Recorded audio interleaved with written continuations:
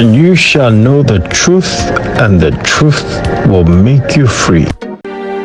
I know that God has to complete certain things in all of our lives. We know that December 2024, believe it or not, this is the month that you will never see again in the history of mankind. Do you understand that? We will never see a December 2024 again, ever. You might see a December 2025, 2026. This moment and this season will never happen again in the history of mankind. So that means that for the wise, they need to maximize what God has in stock for them so that it doesn't pass them by. And know that God has no uncompleted projects. Only man does. In Hebrews 4 verse 3 makes us to know that God has no uncompleted projects. Only human beings do. So I know that there are things that he wants to still do in our lives, and we don't want to carry over. So we want God to complete what is started in all of our lives. Genesis 35 verse 1 to 3. Then God said to Jacob, arise, go to Bethel and dwell there, and make an altar there to God who appeared to you. Pay attention. When you fled from the face of Esau your brother.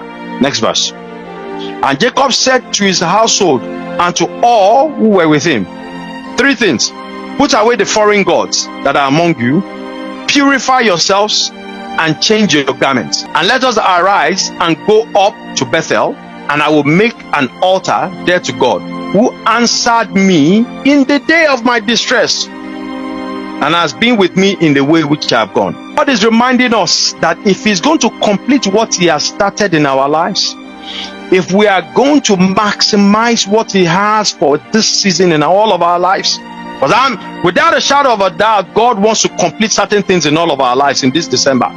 He's not going to do it next month. He wants to do it in this month. But he says that if he will do it, there are three things that Jacob did that we must do as well. Number one, he removed strange gods. What are strange gods? Idols. Idols are anything that is competing for the place of God in our life is an idol. That thing can be the cell phone that you are holding. You know, many of us, we are so addicted to cell phone. Many of us, we are so addicted to social media. Jacob rose up and said, he called his family and said, put away the foreign gods. The King James Version says, put away the strange gods.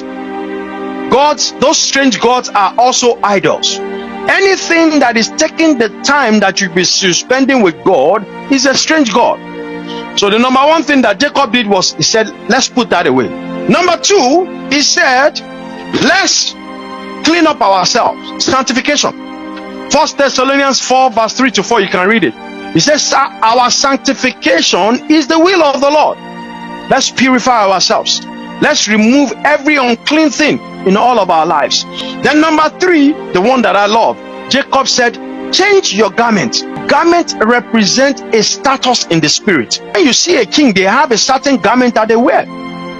Priest, there's a garment of priesthood. There's a garment of praise. To start to rebuild the altar of the Lord. As we go back to Bethel, Bethel was when the Lord met with Jacob. Many of us need to go back to how the Lord met us. We need to go back to how we used to pray, how we used to read the word. We have allowed situations of life to take those things away from us. But God's saying that he wants to complete certain things in our lives, but we need to go back to Bethel.